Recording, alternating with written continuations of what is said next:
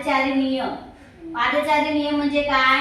आपण रस्त्यावरून चालताना जे चालतो त्याला आपण काय म्हणतो?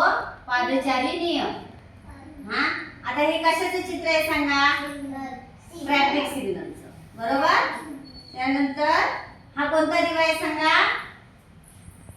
कोणता दिवा आहे? लाल दिवा.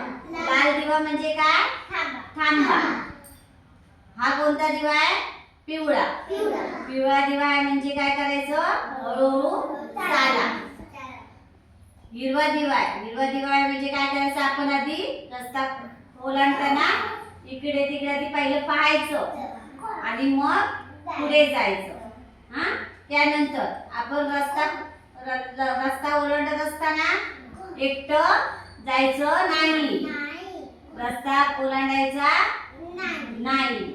आपल्या सोबत आजी आजोबा, आई बाबा किंवा आपले नातेवाईक किंवा शिक्षक यांच्या सोबत जाताना त्यांचा काय करायचं? रस्ता ओलांडताना हात पकडून त्यांचा हात पकडून चालायचं.